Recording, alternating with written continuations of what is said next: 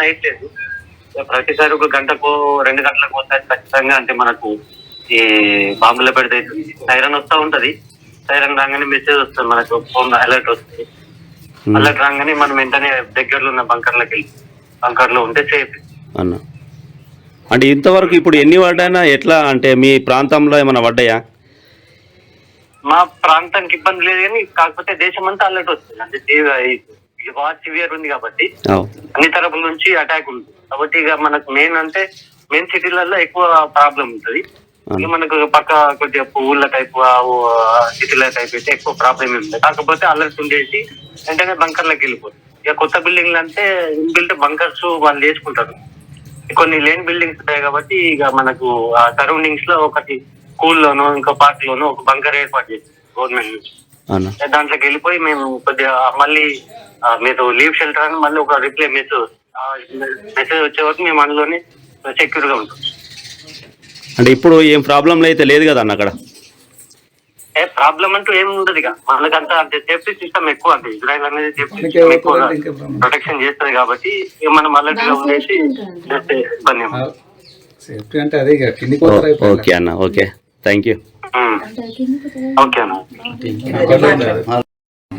వాళ్ళ చిన్నప్పుడు వాళ్ళ నాన్న కాలం చేసిండు, అప్పటి నుంచి మేము కష్టపడుతూ పెంచుకున్నాము. భయపడాల్సిన పరిస్థితి ఏమన్నా ఉందా? భయపడాల్సిన పరిస్థితి ఏం లేదన్న, అంత సాధారణమైన జీవితం. ఇప్పుడు నేను ఆల్రెడీ డ్యూటీకి వచ్చిన, బస్సులో ప్రయాణం చేసి డ్యూటీకి వచ్చిన. ఇక్కడ అంతా సాధారణంగా ఉంటుంది. కాకపోతే మన దగ్గర కొన్ని వార్తలలో ఎక్కువ రావడం వల్ల మన దగ్గర భయపడుతుంది. ఇక్కడ భయపడాల్సిన పరిస్థితి, దానికి దగ్గర భద్రత ఉంటుంది. మనకు ముందే ఫోన్కి ఇన్ఫర్మేషన్ వస్తుంది, నియర్ బై బంకర్ చూపిస్తుంది, షెల్టర్ చూపిస్తుంది, అలారం వస్తుంది. అయిపోయిన తర్వాత కూడా మీరు వెళ్ళిపోవచ్చు అనే మెసేజ్ వస్తుంది. భద్రత పరంగా ఇక్కడ చాలా 100% సేఫ్టీగా ఉన్నాం. అక్కడ కూడా ఎవరికి కూడా టెన్షన్ అవ్వాల్సిన పని లేదు. మనం తెలుగు వాళ్ళందరం కూడా టచ్లో ఉంటున్నాము. అందరూ ఎవరికి ఒకరినొకరు మాట్లాడుతున్నాం. పెద్ద ఇబ్బందికరమైన వాతావరణం అనేది లేదు. అంటే అక్కడ చూపించినంత లేదు. ఇక్కడ ఇది ఏంటంటే ఇజ్రాయెల్ జీవితం అనేది యుద్ధం ఒక భాగం మనకు, అంతే. అది ఒక అలవాటు చేసుకోవడం అంతే తప్పితే, కానీ దీంట్లో పెద్దగా ఇబ్బంది పడాల్సింది ఏం లేదు. ఇబ్బందులకు ఎవరు కూడా గురి కావట్లేదు. కామన్ గా యాజ్ యూజువల్ గా నిన్న నుండి అందరు పనులు డ్యూటీలు యథావిధిగా నడుస్తున్నాయి. కామన్ జీవితంలో వచ్చేస్తాం. కాకపోతే మన మీడియాలో అనేది ఇక రొటీన్ గా వస్తూనే ఉంటది కాబట్టి కొంచెం టెన్షన్ వస్తుంది. కానీ అటువంటి ఇబ్బందులు ఏమి లేవు. అందరు సాధారణ జీవితం గడుపుతుంది. ప్రభుత్వం నుంచి ఏం సాయం ఉంటుందా? ఎట్లుంటుంది అన్న ప్రభుత్వం నుంచి? ప్రభుత్వం నుంచి అన్న ఇక్కడ ఇబ్బంది ఏం లేదు కదా. మనం ప్రభుత్వానికి ఆర్గ్యూ చేయడానికో ఏమన్నా రిక్వెస్ట్ పెట్టడానికో ఇక్కడ ఇబ్బంది అనేది ఏం లేదు. అందరు సేఫ్టీగా ఉన్నారు. ఎవ్రీ పర్సన్ ఎవరి పనులలో వారు బిజీ ఉన్నారు. డ్యూటీల దగ్గర బంకర్స్ ఉంటాయి, సేఫ్టీ ఉంటాయి. రూమ్ల దగ్గర సేఫ్టీ ఉంటుంది. ప్రభుత్వం నుంచి కూడా చాలా కొలీగ్స్ ఎంప్లాయీస్ నుంచి ఇక్కడ ఉన్న సీనియర్స్ కి టచ్ లో ఉంటారు. 10 సంవత్సరాలు ఉన్న వాళ్ళకి ఎవరైతే ఇక్కడ రెసిడెన్షియల్ ఉన్న వాళ్ళకి టచ్ లో ఉంటారు. ఇండియన్ ఎంబసీ వాళ్ళు కానీ మన స్టేట్ గవర్నమెంట్ నుంచి కానీ చాలా మంది టచ్ లో ఉంటారు. మీడియా మిత్రులు కూడా టచ్ లో ఉంటారు. ఎప్పటికప్పుడు అందరూ క్షేమ సమాచారం అనేది తెలియజేస్తారు. ఎందుకంటే టెన్షన్ పడతారులే, అందరూ టెన్షన్ ఉంటారు అని చెప్పి ఇబ్బంది ఏం లేదు. చాలా సేఫ్ ఉన్నాం అందరం. మీరు చూడొచ్చు, ఇప్పుడు నేను ఆల్రెడీ నా పని సైట్ కాడికి వచ్చిన 6 గంటలకు ప్రయాణం చేసిన, నేను బస్సులో ప్రయాణం చేసి వచ్చిన. నిరభ్యంతరంగా ఉన్నాం. మీరు ఎవరు కూడా టెన్షన్ పడద్దు. అందరం భద్రతంగా ఉన్నాం, చాలా భద్రతంగా ఉన్నాం. ఇజ్రాయెల్ అనేది చాలా సేఫ్ కంట్రీ. ఇండియన్ పీపుల్ అందరూ కూడా బాగానే ఉన్నారు. ఈ ముఖంగా చెప్తున్నాం, మన తెలుగు వాళ్ళందరూ చాలా సేఫ్ ఉన్నారు. ఎప్పటికప్పుడు మేము కూడా అందరం మాట్లాడుకుంటున్నాం. ఎవరైనా ఇబ్బంది ఉన్నా చేసినా, ఇప్పుడు మీలాంటి మీడియా మిత్రులు ఎవరైనా అడిగినా కూడా మేము చెప్తున్నాము. అందరికీ టచ్ లో ఉంటున్నాము. ఇక్కడ కూడా ఎటువంటి ఇబ్బంది అయితే లేదు. అందరూ బాగానే ఉన్నారు. ఓకే. చెప్పినంత కంటే ఇక్కడ భయం ఉన్నదని బాగా తోలుకొని వచ్చిండు. మాకు ఒక్కసారి భయం పట్టింది రైలు వచ్చేసరికి. పోయిండ్రా చిన్న మరి పనికి? అన్న మాట్లాడండి ఇందాక. సరే నాన్న, మంచిగా ఉండండి. వీలైన రోజే పడుకోండి, బాగా ఇబ్బంది పెట్టుకోకండి. సరే నాన్న. సరే. నా పేరు ప్రశాంత్. మాట్లాడిగా. అంటే అక్కడ ఎట్లుందన్న పరిస్థితి ఇజ్రాయెల్? నైట్ లో కూడా బాంబులు అన్నా, నైట్ కూడా బాంబులు వచ్చినాయి. Mid night. మిడ్ నైట్ బాంబులు వచ్చినాయి. ఇందాక కూడా ఒక 1 hour క్రితం బాంబులు వచ్చినాయి సార్. ఇందాక లోపలికి వచ్చినాం, బంకర్ నుండి బయటకు వచ్చినాం ఇప్పుడే.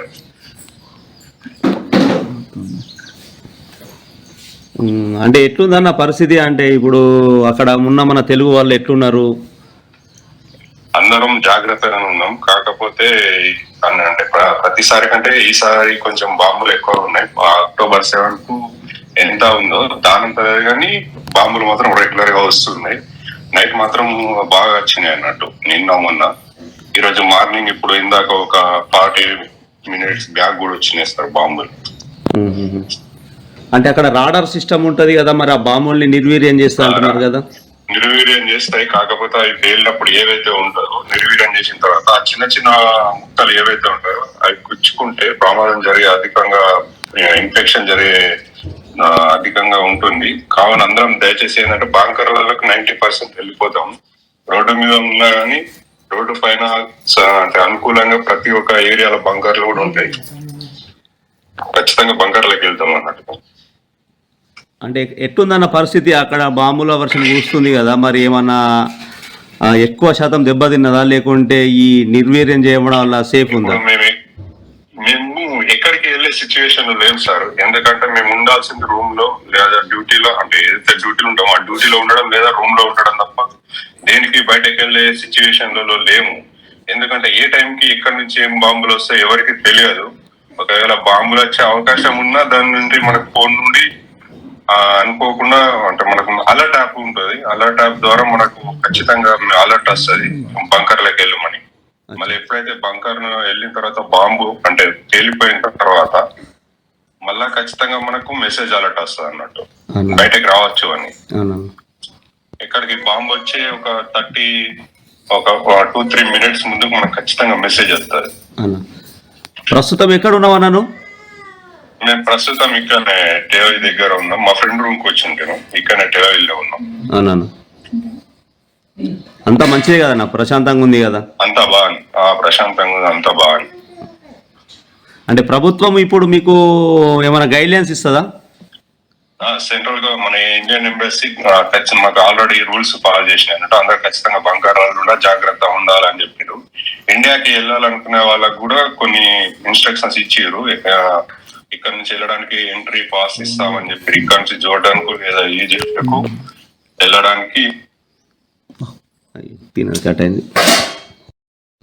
అదే ఫేస్ టైం చెప్పానా. ఇప్పుడు ఈ పరిస్థితి అంటే అక్కడ ప్రభుత్వం నుంచి ఎలాంటి ఇది ఉంది?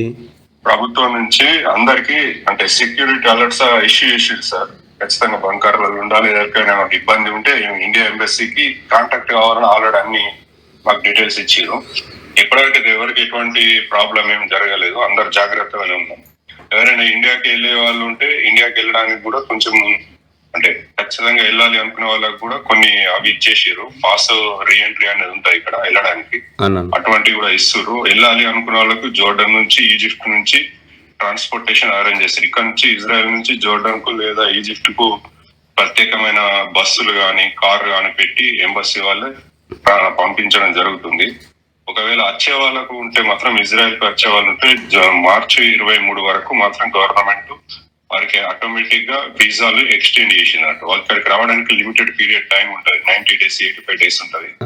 అది క్రాస్ అయితే రావడం కష్టము. కాకుంటే ఏంటంటే ఈసారి జరుగుతున్న యుద్ధ వాతావరణంలో ఖచ్చితంగా గవర్నమెంట్ 23 March వరకు అవకాశం ఇచ్చింది అన్న. ఏమను ఎయిర్ రీసైకిల్ అవడానికి వచ్చేసరికి ఇది డోర్ ఉంటుంది, ఐరన్ డోర్ ఉంటుంది. ఇది చాలా హెవీ మెటల్ తోటి ఉంటుంది సార్ ఇది డోరు.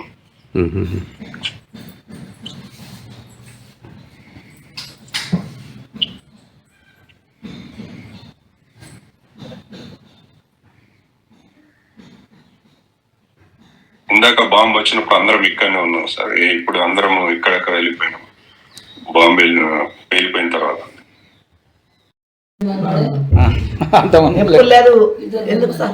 అంటే ఇప్పుడు మీ కొడుకు ఎన్ని సంవత్సరాలు అవుతుంది అన్న? నా కొడుకు ఒకటే 10 ఏళ్ళు అవుతుంది, 10-12 ఏళ్ళు అవుతుంది. కానీ సరే పక్క భయం పడుతున్నారు. ఒక మీదకెళ్ళి పోయిందట 3-4 రోజులు నాడు పోయిందట. మాకు భయం పడుతుంది. చిన్నప్పటి సంది పెంచుకున్నాము, గత దేశం పోయిండు అట్లా బాంబులు పెడితే మాకు బాధ కాదు. ఏదో బతుకుతందుకే పోతున్నాం అందరము. ఇంకా మస్కడ్ దుబాయ్ ఇలా సప్పుడు లేదు, ఇటు ఇజ్రాయిల్లో ఇంత సప్పుడు ఉందా కానీ అందరూ డబ్బు కోసం ఆశపడిపోతున్నారు. కానీ ఇట్లా బాంబులు అంటే అందరికి భయం అవుతుంది.